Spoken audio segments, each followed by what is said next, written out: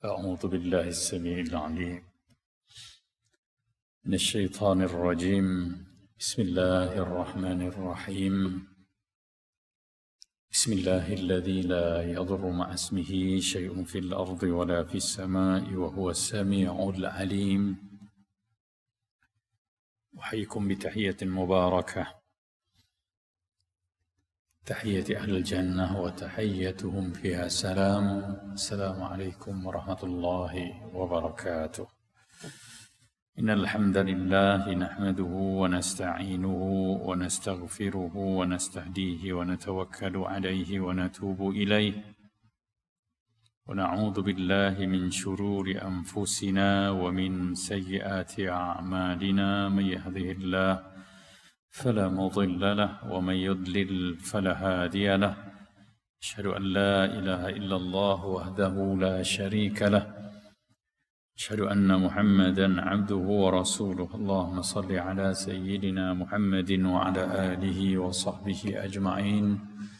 رب اشرح لي صدري ويسر لي أمري واحلل عقدة من لساني يفقهوا قولي. سبحانك لا علم لنا إلا ما علمتنا إنك أنت العليم الحكيم. لا حول ولا قوة إلا بالله العلي العظيم. أما بعد. Sidang hadirin mukminin, sidang hadirat mukminat yang dirahmati Allah sekalian, alhamdulillah, puji dan puja setinggi-tinggi kesyukuran panjatkan kepada Allah Subhanahu wa taala yang masih sudi memanjangkan usia kita untuk berada pada 1/3 yang pertama dari bulan Ramadan ini, masuki hari ke-10 hari ini. Subhanallah, begitu cepatnya masa berlalu dan Ramadan pantas meninggalkan kita. Jadi moga-moga kita dapat menghayati Ramadan yang masih berbaki 2/3-nya ini untuk kita garap apa yang sepatutnya kita dapat, agar peluang-peluang yang Allah berikan dalam Ramadan berupa janji keampunan, janji rahmat kasih sayang Allah, dan juga janji yang paling besar, kelepasan dari azab neraka itu, dapat kita raih dengan sesungguhnya. Kita berhak dapat sebab kita berada dalam bulan ini. Kita berhak dapat sebab kita adalah umat baginda Nabi Muhammad sallallahu alaihi wasallam yang memang dianugerahkan dengan janji-janji indah di dalam bulan Ramadan. Al-'itqu minan nar, ya Rasulullah pernah sebut, walillahi untaqa'u minan nar wa dhalika kulla lailah. Di sisi Allah ada orang-orang yang akan dibebaskan dari neraka, dan tawaran ini berlaku pada setiap malam Ramadan. Allahu Akbar. Kita bimbang malam-malam yang Allah nak mencalonkan nama kita lepas bebas dari neraka, tapi kita di mana? Adakah di tempat-tempat, di ruang-ruang, di keadaan-keadaan yang selayaknya dapat peruntukan itu, atau kita masih lalai dan leka dengan dunia yang tidak menjanjikan apa-apa pun buat kita. Selawat dan salam buat baginda Rasulullah sallallahu alaihi wa alihi wa sahbihi sallam. Selawat bersama kasih dan cinta, terima kasih kita kerana baginda kita dapat yang peruntukan yang hebat begini. Umat Muhammad lah yang dijanjikan beribadah satu malam dapat ganjaran 84 tahun, 1000 bulan itu. Umat Muhammad lah yang janjikan satu amalan digandakan jadi 10 gandaan. Dalam bulan Ramadan sampai digandakan 70 gandaan. Umat Muhammad lah yang dijanjikan dengan satu kebaikan digandakan sampai 700 cabangnya. Subhanallah. Moga-moga kita berjaya jadi umat Muhammad yang bijak, sedar, menghargai peluang dan ruang yang masih ada. Jangan terus leka, dibuai, lena, dan masa yang berlalu terbiar sia-sia. Alhamdulillah, pada petang tengah hari ini kita bersama. Saya diberi kesempatan untuk berada di ruang ini, ruang kuliah Zuhur hari Jumaat, hari bekerja di sini, dan hari ini berbetulan dalam bulan Ramadan. Saya suka untuk bercerita tentang apa yang berlaku pada diri kita dalam bulan Ramadan. InsyaAllah hari ini saya membincangkan persoalan sahur dan keberkatannya, kelebihan bersahur dan keberkatannya. Sebab ada di kalangan kita yang tak ambil kisah dengan sahur atau pandang sinis dengan sahur. Pernah juga kita dengar, saya memang tak sahur, tak ada masalah puasa ni, tak sahur pun. Kan? Saya memang tak pernah sahur pun, dia kata, dengan bangganya. Ya, malah dia kata saya, bukan saya tak sahur, mak saya, abah saya semua tak sahur, atuk saya pun tak sahur. Ya, kami dah 7 keturunan tak sahur dah. Bangga pula lagi. Jadi sebenarnya ada salah faham tentang sahur. Sahur bukan soal makan sahaja. Sahur ada sesuatu yang sebenarnya Allah syariatkan bersama puasa ini untuk kita. Mari kita tengok satu ayat Al-Quran. Ya, bercerita tentang waktu sahur ini. Allah sebut dalam surah Ali Imran ayat 17, Allah kata as-sabirina was-sadiqina wal-qanitina wal-munfiqin wal-mustaghfirina bil ashar. Hamba-hamba Allah yang dikasihi itu adalah orang-orang yang sabar, kata Allah. Orang-orang yang benar iman dan cakapnya serta gerak lakunya. Dan orang-orang yang bangun berdiri beribadah, al-qanitin wal-munfiqin, dan orang yang menginfakkan sebahagian apa yang Allah kurniakan pada mereka. Di hujungnya Allah tutup wal-mustaghfirina bil ashar, dan orang-orang yang beristighfar pada waktu sahur. Itu yang belik tu. Ya, Allah tak cakap sabar ni waktu bila, Allah tak cakap nak jadi shadiqin waktu bila, jadi beribadah waktu bila, nak infak waktu bila, tapi beristighfar Allah sebut khusus bil ashar, pada waktu sahur. Subhanallah, tentu ada sesuatu pada waktu sahur. Kalau tidak, kenapa ada khususiyah menyebut memohon ampun pada waktu sahur. Dan ayat ni lebih kurang sama juga dalam satu ayat yang lain. Allah sebut wabil ashari hum yastaghfirun. Pada waktu sahurlah mereka, hamba-hamba Allah itu memohon ampun. Jadi sahur ini bahasa Arab. Kita sebut sahur lah. Dalam bahasa Arab ada 2 kalimah yang hampir serupa sebutannya. Yang pertama as-sahur, yang keduanya as-suhur. Dalam lafaz hadis ada 2 digunakan ni. Dalam bahasa Arab apabila huruf tu yang pertama tu isimnya kekal berbaris atas as-sahur, ya, maka itu merujuk pada benda tu sendiri. Itu makanan sahur. Tapi kalau as-suhur, ya, dia merujuk kepada perbuatan benda tu. Perbuatan bangun makan sahur. Macam kita tengok, ya, wuduk juga. Wuduk tu perbuatan berwuduk. Kita kan dah belajar bab wuduk itu. Ya, adapun air semayang tu, air dia, benda tu dia panggil wuduk. Begitulah sahur dengan suhur. Tak kisahlah sahur ke suhur ke, ya, kita nak cerita ni tentang kelebihan dia. Jadi pertama sekali kita nak tahu bahawa, ya, waktu sahur ini adalah waktu yang merupakan dikatakan 1/3 akhir malam. Ya. Jadi kena tahu. Jadi siapa makan pukul 12 malam, lepas tu dia tak bangun pada waktu sebelum subuh tu, itu bukan sahur. Dan dia tak dapat fadilat yang kita nak cerita ni. Ya, sebab malam bila dibagi 3, malam bermula dengan maghrib, berakhir dengan subuh. Tikatkan temui malam ni berapa jam, ya, dibagi 3, ya, lebih kurang dalam 7 sampai 6, 13 jam, 11 jam, maka kita akan dapati bahawa setiap 1/3 tu, ya, mengambil 3 jam lebih sikit. Jadi bagi waktu sahur, maksudnya paling awal pukul sahur tu pukul 3:30. 3:30, 4:30, 5:30, 6. 3:30 itulah mula sahur. Siapa sahur pukul 2 bukan sahur. Jadi kena faham. Jadi cerita kita ni siapa yang mula, ya, atau membiasakan, jadi adat dia bersahur pada pukul 2 pagi atau awal lagi sebelum tu, malam sebelum tidur dia makan siap-siap kenyang, itu bukan sahur. Yalah, perut macam itulah, kenyang lah. Tapi fadilat yang kita nak ceritakan ini tidak dapat. Dia mesti dalam tempoh masa waktu sahur. Sebab Allah sebut waktu sahur. Wabil ashari hum yastaghfirun. Ya. Jadi hukum bersahur ni kita tahu sunat. Walaupun begitu, apa yang nak kita ceritakan kat sini adalah apa yang ada pada sahur. Pertama, Rasulullah sallallahu alaihi wasallam ni pernah sebut tasahharu fa inna fis suhuri barakah. Hadis riwayat Al-Bukhari, ya, bernombor 1923 dan Muslim, ya, 1095. Apa kata Nabi? Bersahurlah, kata Nabi. Ya, bersahur ni perintah sunat, bukan wajib. Sebab tu siapa tak sahur taklah berdosa, tapi dia tak dapat benda yang nak dia bercakap apa? Fa inna fis suhuri barakah. Kerana pada sahur itu ada barakah. Itu yang penting. Ya, ada keberkatan. ada keberkatan. Ya. Begitu juga dalam hadis yang lain, Nabi sebut lebih kurang sama maksudnya, tapi secara khusus Nabi sebut tentang makanan yang kita makan tu. Nasi ke, nasi goreng ke, ya, roti ke, bihun ke, apa saja yang kita makan, Nabi kata as-sahuru aklatun barakah. Ya. As-sahur aklahu barakah. As-sahur akluhu barakah. Sahur makanannya itu berkat, kata Nabi. Fala tad'uhu, jangan kamu tinggalkan sahur tu. Sebab apa? Walau an yajra'a ahadukum jur'ata ma, sekalipun dengan hanya meneguk seteguk air. Tengok. Maka tak ada alasan lah.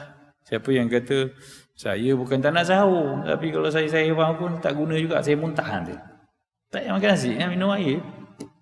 Ceritanya adalah bangun pada waktu itu dan melakukan permulaan puasa dengan memasukkan satu ke dalam rongga badan kita. Itu cerita dia. Nabi kata fala tad'u, jangan tinggalkan. Ya, sebab barakah. Kita pun tahu bila sebut barakah, banyak kali dah kita ulang, kita dengar bahawa barakah ni akan membawa 3 benda dalam kehidupan orang yang diberkati. Siapa nak tahu hidup dia berkat tak berkat, tengok benda ni. 3 benda ni indikator pada berkat dalam hidup ni 3 perkara. Pertama, az-ziyadatu wan nama, pertambahan kebaikan dan perkembangannya. Ya. Makin baik tak kita ni dalam hidup. Tak kira sudut apa pun yang positif, banyak tak? Berkembang tak? Kalau statik je tak berkat. Ya. Kalau dulu tak sembahyang sunat sampai sekarang tak sembahyang sunat, maknanya tak berkat langsung hidup kita. Kalau dulu tak pernah sedekah, sekarang pun tak sedekah juga, memang tak berkat lah tu. Ya. Malah di sudut harta pun kalau bertambah itu berkat lah. Kalau tak bertambah, rasanya ada masalah dalam hidup kita. Umur makin bertambah, tapi tak boleh buat apa-apa juga. Tak ada pertambahan juga. Itu yang pertama. Yang kedua, al-istimrariyah. Konsisten, istiqamah. Berkesinambungan, berterusan. Itu berkat. Ya, ada orang boleh buat kebaikan, tapi kejap buat, kejap tak buat. Ada orang dah boleh sembahyang sunat, dia tak boleh. Melainkan dia mesti sembahyang sunat. Itu berkat dah. Ada orang yang memang hari-hari Jumaat dia akan seinfak, walaupun RM10, walaupun RM5. Itu berkat. Itu bukti berkat. Ya. Ya, yang ketiganya, berkat mesti berkekalan. Subhanallah. Suatu amalan-amalan yang berkat ni sampai mati pun kita dapat sahamnya. Ya, itulah berkat. Contohnya infak, buat sedekah untuk buat bina masjid dan sebagainya. Itu berkatlah tu. Jadi kita kena fikir satu benda yang berkat berbanding yang banyak yang kita impun. Ya. Berkat juga maksudnya kurang masalah dan bertambah, ya, lancar kehidupan kita. Itu juga berkat. Sebab tu kalau kita tengok dalam kehidupan kita ni ada orang yang hidupnya berkat, maka dia mudah dalam hidupnya. Tak banyak benda yang dia kena layan. Tapi kita kadang-kadang, ya, kerana kurang berkat, banyak masalah, tak berhenti-henti. Tak kunjung henti masalah-masalah yang kita kena hadapi. Maka bila dirujuk pada hadis Nabi tadi, ya, bersahur ini berkat. Maksudnya orang yang bersahur, oleh kerana makanan yang kita makan tu, walaupun seteguk air tu, dia berkat, dia akan masuk dalam badan kita. Dia akan merangsang benda-benda baik dalam hidup kita. Otak kita fikir benda baik, ya, mata kita akan nak tengok benda baik, tangan kita pun nak melakukan benda baik, ya, baik. Yang masuk tu adalah barang yang paling baik, sebab barang berkat. Sebab tu penting berkat. Jadi bezalah orang bersahur dengan orang tak bersahur, beza. Ya, maka orang yang bersahur nanti rangsangan dia untuk baca Quran lebih, ya, rangsangan dia untuk infak pun ada. Hati dia lebih lunak dengan agama, dengan amal ibadat. Berbanding yang tak bersahur, nanti dia tak ada cetusan kebaikan. Dia punya, ya, bahan api untuk bakar diri dia kepada kebaikan tu kurang. Maka jangan pandang enteng dengan bersahur. Pilihlah untuk bangun bersahur. Ya, kerana itulah maksudnya. Ya, kalau siapa yang tengok dalam kehidupan berpuasa dia, ya, tidak banyak pelakuan-pelakuan ketaatan yang berjaya dibuat, hanya rutin biasa. Ya, jangan jadikan hari kamu berpuasa dengan hari kamu tak berpuasa sama je. Itu satu ungkapan. Ya, jadi kita kena faham, kata habis nak buat macam mana? Kena lain lah. memang kena lain. Puasa kena ada, bulan Ramadan ni kena ada Al-Quran, kena baca Quran. Bulan puasa kena ada sedekah, ada infak. Itulah Ramadan. Bulan puasa kena ada tajuk orang baru ke puasa sebab kita mampu menajanya. Buat apa simpan duit banyak-banyak, raya nanti nak meninggal dah. Kan? Jadi kalau kita ada keberkatan, insya-Allah maklumat yang kita ada, insya-Allah dia akan menjana kekuatan untuk kita melakukan kebaikan. Itu maksud berkat. Ziyadatu al-khair wa nama'u. Bertambahnya kebaikan dan berkembang biak kebaikan itu. Maka jika dilihat pula di sudut keberkatan bersahur itu sendiri, di mana sudutnya? Pertama sekali, bila seorang itu bersahur, ya, dia akan dapat keberkatan melaksanakan ibadah. Bersahur ni ibadah. Sebab dia amalan yang menjadi sunat permulaan kepada berpuasa. Dan Rasulullah SAW melakukannya. Dan dia jadi ibadah kerana kita beribadah, beribadah ini mengikut sunnah Nabi kita Muhammad sallallahu alaihi wasallam. Kan Nabi pesan, "Khudhu anni manasikakum." Ambil dari aku amal ibadah kamu. Nabi puasa bersahur tak? Bersahur. Ya. Banyak para sahabat bercerita, antaranya Zaid bin Thabit bercerita, "Tasaharna ma'an Nabi sallallahu alaihi wasallam thumma qama ila salah." Kami dulu bersahur bersama Nabi sallallahu alaihi wasallam, barulah kami bangun untuk sembahyang subuh. Dan para sahabat yang lain bertanya, "Kam kana bainal adzan was sahur?" Berapa tempoh lama di antara azan dengan sahur kamu tu dengan Nabi? Ya, faqala qadra 50 ayat. Sekadar membaca 50 ayat Al-Quran. Ya, 50 ayat Al-Quran lebih kurang dalam 15 minit, 10 minit, begitulah. Dan kita itulah waktu imsak kita. Jadi waktu imsak tu ya adalah waktu mula menahan diri daripada makan. Tapi bukan wajib lagi tu. Ya, lampu kuning baru. Bila azan subuh, maka bermula wajib berpuasa. Waktu imsak ni 10 minit awal sebelum waktu subuh. Waktu tu kalau ada makanan dalam mulut, makanlah terus. Ya, kalau ada dalam pinggan lagi, habiskanlah sebab ada 10 minit lagi waktu tu. Tapi jangan tambah nasi lagi. Jadi buat hal pula nanti kan. Masa tu dah minum air, itulah caranya. Dan bila azan subuh ada nasi dalam mulut, nak buat macam mana? Kena luah lah. Ya. Kalau bawa kekos sambal belacan pun kena ludah gitulah, gitulah, tak boleh minum air pula sebab dah masuk waktu wajib berpuasa. Ini ya waktu bersahur. Artinya bersahur ni menambah satu pahala kepada orang yang berpuasa sebab dia ibadah. Berbanding orang yang tak bangun bersahur, dia tak dapat pahala bersahur lah. Itu yang pertama. Dan Nabi pernah pesan ya, kepada seorang sahabat, Abdullah bin Harith, ketika mana dia masuk, dia nampak Nabi SAW bersahur, maka Nabi pesan, "Innaha barakah." Sesungguhnya makanan ini berkat, kata Nabi. Ya, ataakumullahu iyyah fala tad'u. Yang Allah kurniakan kepada kamu keberkatannya, maka jangan kamu abaikan, jangan kamu tinggalkan. Banyak Nabi pesan jangan tinggal sahur. Jangan tinggal sahur. Kita pula saya tak sahur pun tak apa. Saya kuat, saya power. Dulu saya komando, tak makan 3 hari pun tak apa. Kan cerita komando ke cerita power bang, ceritanya cerita berkat. Ya. Yang kedua, apa lagi yang kita dapat bila mana kita bersahur ni keberkatannya? Berkat berpuasa membezakan puasa kita dengan puasa ahli kitab. Perasan tak? Bila Allah syariatkan puasa kan Allah kata kama kutiba 'alal ladina min qablikum. Puasa ni wajib atas kamu macam umat-umat sebelum kamu yang beriman dulu pun puasa juga. Artinya mana-mana agama yang datang dari Allah Subhanahu wa taala, syariat asalnya memang ada puasa. Tak pelik kalau kita tengok agama lain pun puasa. Ya. Sebab puasa ni merupakan satu proses pembersihan diri di sudut fizikal luaran dan dalaman, tubuh badan dan juga jiwa. Sebab manusia yang bila mana tak makan, ya, nafsunya jadi kurang rangsangan. Maka jiwa kehambaannya lebih lunak dan redup dengan Tuhan. Ya, begitulah. Tapi kalau asyik membaham hari-hari tak pernah nak puasa, memang tak pernah ingat neraka lah. Kita tak akan ada iktibar kesakitan, kelaparan dalam hidup kita. Sebab itu penting, ya, ada puasa. Tapi Allah Subhanahu wa taala mensyariatkan puasa umat terdahulu beza dengan puasa umat Muhammad, bila mana puasa umat Muhammad ni ada ya sahur. Ini yang Nabi sebut. Dalam sebuah hadis yang diriwayatkan oleh Amr bin Al-As radhiyallahu anhu, bahawa Nabi sallallahu alaihi wasallam bersabda, faslun ma baina siyamina wa siyam ahli kitab aklatul sahr. Ya, aklatus sahr.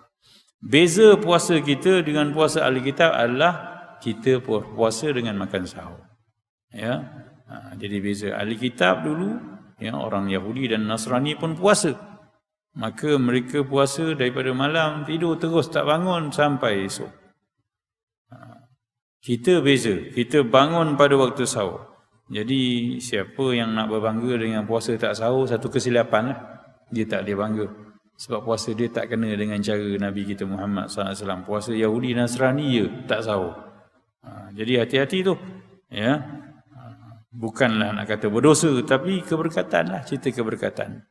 Berkat yang kedua, kita membezakan gaya puasa kita ni dengan puasa ahli kitab, iaitu mereka makan, ya, tak boleh makan dah bila mana dah tidur, tapi kita, ya, dapat makan sahur lagi bangun.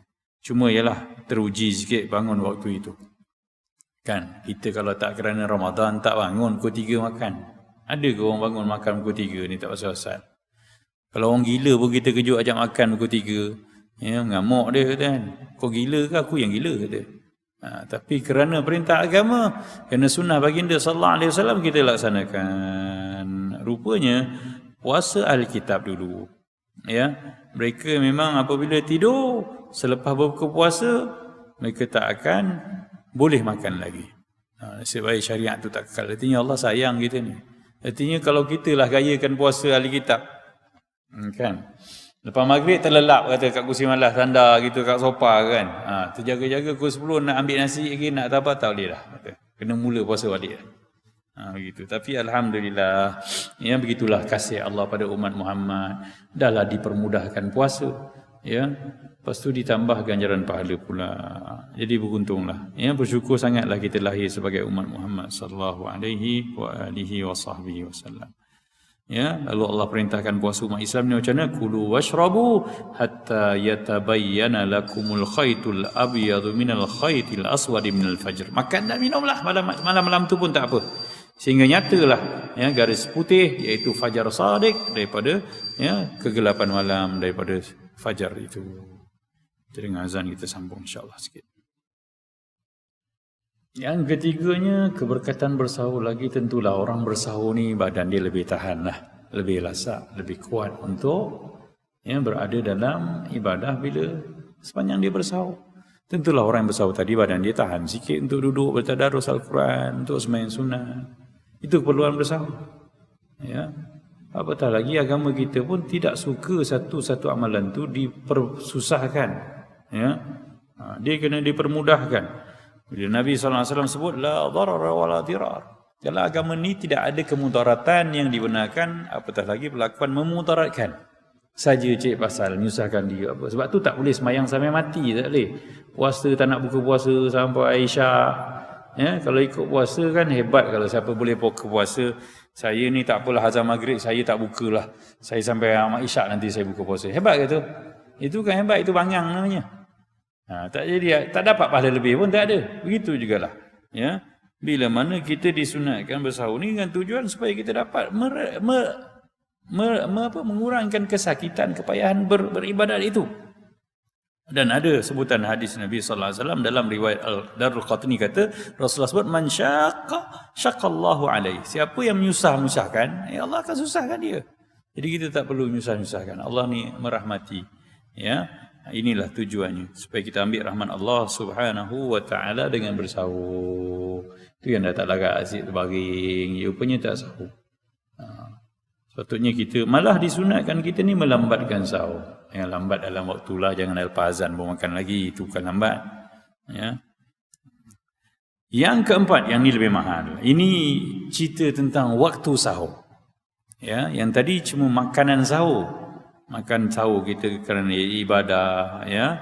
Makan sahur kita kerana nak menyalahi amalan, ya, ahli kitab berpuasa. Makan sahur kita kerana apa? Nak menguatkan tubuh badan. Tapi yang keempat ni, berkat sahur adalah kerana waktunya.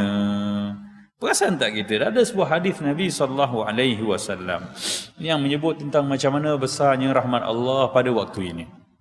Kita bacakan hadisnya. Hadis riwayat Abu Hurairah yang Imam Bukhari dan Imam Muslim merakamkannya sebagai hadis sahih.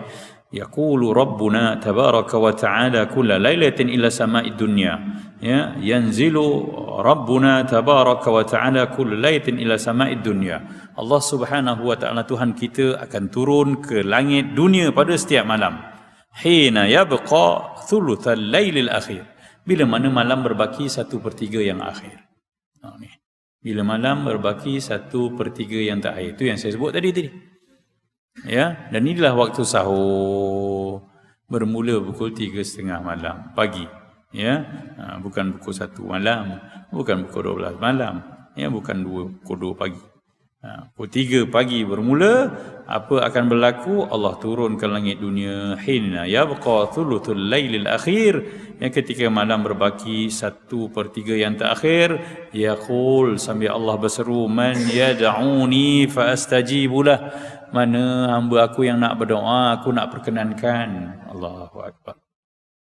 Wa man yas'alni fa'atiyah. Mana yang nak minta hajat, aku nak beri, kata Allah. Wa man yastaghfirni fa'aghfirulah. Mana yang nak mohon ampun, aku nak berikan ampunan. Allahu Akbar. Itulah dia.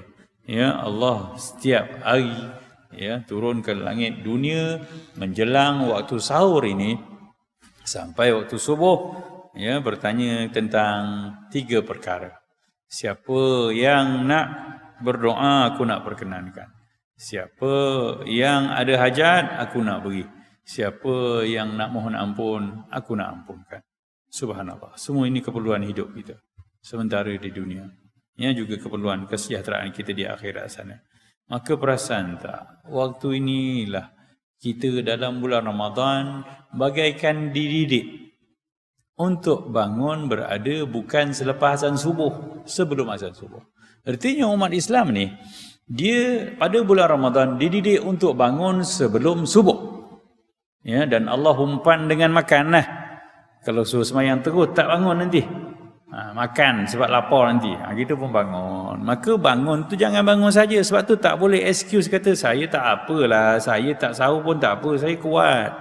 Saya malas lah bangun-bangun. No. Ceritanya bukan suruh makan saja. Ceritanya waktu ni waktu berkat. Waktu hebat. Allah nak beri macam-macam. Supaya awak terbiasa bangun sebelum subuh. Supaya mudah dan lancar kehidupan anda.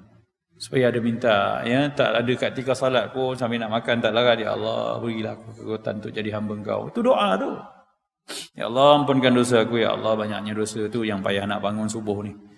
Waktu itu waktu mengkabul doa. Ini macam mana yang ayat kita bacakan tadi lah, ya. Ayat surah Ali Imran 17 Allah kata as-sabirina was-sadiqina wal-qanitina wal-munfiqin wal-mustaghfirina bil ashar. Hamba-hamba Allah itu adalah orang-orang yang sabar, yang benar, yang banyak berdiri beribadah, infak fi sabilillah, dan juga memohon ampun pada waktu sahur. Tu kenapa disebut waktu sahur? Iyalah bangun atau datang awal ni menunjukkan kesungguhan. Nampak tak? Konsep Allah ni dengan hamba, siapa yang bersungguh dia dapat. Kan Allah pernah cerita dalam hadis qudsi, man taqarraba ilayya shibran taqarrabtu ilaihi ba'an. Siapa yang cuba datang kepada aku dengan kadar sejengkal, aku akan sambut dengan kadar sehasta. Begitu. Konsep Tuhan ni kita tak boleh duduk tidur harap ya Allah berilah aku hidayah, tak boleh. Pergi datang pada dia, nanti dia bagi lebih. Maka orang-orang yang bangun sahur ni sebenarnya waktu itu nak dididik kita bangun untuk dalam suasana hamba. Apa dia? Mohon ampun. Siapa yang larat lagi, sembahyanglah sunat taubat 2 rakaat. Ya, sembahyang hajat, sembahyang apa-apa yang sepatutnya kita lakukan pada waktu sahur. Barulah hidup kita diberkati. Itu kan awal pagi. Awal pagi ni Rasulullah memang doa khusus ya.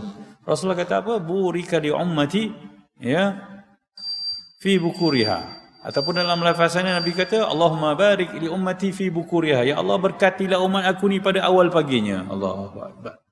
Siapa yang berpagi-pagi dalam hidupnya, apatah lagi kalau sebelum subuh, waktu sahur tu dia bangun, insya-Allah seperti hidupnya diberkati, mudah semua perjalanan hidupnya, banyak penghasilannya, ya. Begitu. Produktif kita, ya, dipermudahkan perjalanan hidup kita. Maka kena ingat, Artinya bulan Ramadan yang sebulan ni sengaja Allah syariatkan puasa yang ada sahur ni untuk Muhammad agar hidup dia penuh keberkatan. Agar hidup dia banyak kebaikan, agar jiwanya lunak jadi hamba Tuhan. Taklah dirakus dengan dunia semata-mata. Ya. Wa bil ashari hum yastaghfirun, dalam Az-Zariyat ayat 51 pun Allah ulang yang sama. Pada waktu sahur mereka ini semua mohon ampun pada Allah Subhanahu wa taala. Apatah lagi yang kelimanya, waktu ini waktu yang didoakan oleh Allah Subhanahu wa taala keberkatan dan kebaikannya. Dengarkan satu hadis Nabi sallallahu alaihi wasallam yang diriwayatkan oleh Ahmad daripada Abu Sa'id Al-Khudri. Dia mendengar Rasulullah SAW bersabda, "Innallaha wa malaikatahu yusalluna 'alal mutasahirin." Sesungguhnya Allah dan para malaikat mendoakan orang-orang yang bersahur. Allah dan para malaikat doakan kita yang bangun sahur. Allah bila doa, dia akan limpahkan kasih dia. Rahmat tu kasih dalam bahasa kita. Hidup kita ni bila Allah dah sayang, senang. Kita ni hidup jadi susah selalu. Sebab apa? Tak ada rahmat Allah. Rahmat Allah ni lah yang akan menjadikan hidup kita semua tenang. Ya, hati kita lapang, jiwa kita dapat menerima apa saja tekanan hidup dengan rasional. Jika tidak, tu yang banyak masalah banyak tu. Seorang murid kepada seorang mursyid bertanya pada guru, "Ya wahai guru, aku ni telah mengusahakan macam-macam dalam hidup aku, tapi kenapa aku tak dapat apa yang patut aku dapat?" Guru dia kata, "Bukankah kamu dah hidup selesa? Dah macam-macam dapat?" Dia kata, "Ya, tapi hati aku tak tenang. Dan masalah aku banyak dalam hidup ni. Walaupun aku dapat income yang banyak, tapi masalah aku banyak." Maka guru dia pun perasan. Dia kata, maka guru dia tegur, "Kamu hidup sendiri sebenarnya. Ya, kamu hidup jauh dari kasih Allah. Sebenarnya hidup kita kat dunia ni kena bertemankan rahmat Allah. Ya, barulah bersama dengan kurniaan tu kita dapat ketenangan jiwa, keselesaan, kebahagiaan. Di mana kamu ketika Allah menjanjikan rahmatnya di ruang-ruang majlis zikrullah, di masjid dan di surau? Kamu tak pernah datang ambil," dia kata. Kan Rasulullah sebut, "Ghasyiyat-humur rahmah." Majlis ilmu macam ni tuan-tuan duduk, ingat saja-saja ni, limpahan kasih Allah turun untuk kita. Di mana kamu, kata gurunya lagi, ketika Allah menjanjikan rahmat untuk orang yang infak, yang bersedekah, kamu tak lakukan sedekah. Jadi kamu hidup sendiri tanpa Tuhan. Di mana kamu ketika Allah menjanjikan rahmat dan kasihnya untuk orang-orang yang menziarahi yang sakit, menghubungkan silaturahim, kamu hidup sendiri, fikir income sendiri, cari sendiri, sedangkan ada keperluan untuk tarik rahmat Allah dengan ziarah kakak kita yang susah tu. Kan, balik kampung sekejap tengok mak ayah, kawan yang sakit pergi tengok singgah. Itulah kehidupan bersama dengan Tuhan. Itulah keberkatan. Nah, jadi begitulah rupanya. Dan sahur juga satu ruang rahmat Allah lagi. Bila kita bangun bersahur atau memang jadi rutin kita pergi kerja, kita kan kerja kat KL tuan-tuan. Cuba tukar Swiss. Ya, bangun awal dan semayang di ofis subuh ataupun dalam perjalanan. Tengok apa Allah nak bagi. Daripada kita kelang kabut bergasak dengan jam yang tak sudah-sudah tu. Ya. Cubalah, tapi mungkin ada komitmen lain lah, hantar anak sekolah dan sebagainya, yang itu ya. Timbang antara lah, bagi saya cerita bagi siapa yang ada ruang ini, apa kata kita pilih untuk Allah dulu sebelum kerja. Itulah awal pagi waktu sahur, dan insya-Allah kita dapat keberkatannya, kita akan dapat apa yang Allah dan Rasulullah SAW jamin buat kita. Ya. Subhanallah, bayangkan, innallaha wa malaikatahu yusalluna 'alal mutasahirin. Sesungguhnya Allah dan para malaikatnya mendoakan sejahtera buat orang-orang yang bersahur. Susah sangat ke bangun sahur? Tak, sebenarnya kena switch sikit je. Siapa yang tidurnya sangat lewat, kena tidur awal sikit je lah. Ya, untuk bangun sebelum subuh kita perlukan setengah jam awal. Maka tidur awal sebelum waktu kita tidur biasa. Siapa tidur pukul 1, tidur 12.30. Siapa tidur pukul 12.30, tidur pukul 12. Siapa tidur pukul 12, pukul 11. Maka dia akan buat adjustment. Dalam hidup kita, kita kena bijak. Ya, kalau ikut kajian doktor pun, tidur awal malam tu, walaupun hanya 2-3 jam, lebih berkhasiat daripada tidur lewat malam, walaupun sampai 8 jam. Itu yang berlaku pada Rasulullah. Sebab tu Rasulullah boleh bangun tiap-tiap malam. Rasulullah memang tidur awal. Yalah, Rasulullah tak ada Astro, tak ada Netflix kan. Rasulullah tak layan benda tu semua. Itu yang ganggu kita. Rasulullah pun tak layan EPL, bola, larut malam apa semua kan. Tapi maknanya kalau boleh kita berani adjust kita punya time untuk dapat hak keberkatan pada waktu sahur ni, sepatutnya kita buat. Kita pun dah terlalu berusia dan sepatutnya makin matang menjalani kehidupan. Kita kena dah beranjak, berani tinggalkan kelekaan, hiburan yang banyak melalaikan, tak memberikan apa-apa pulangan buat kita pun untuk hidup bersama dengan Allah Subhanahu Wa Taala dengan sistem agama. Dan Ramadan sebenarnya memang dia program untuk kita switch cara hidup kita. Ya, kita switch cara hidup kita, cara hidup Nabi sallallahu alaihi wasallam. Antaranya waktu sahur.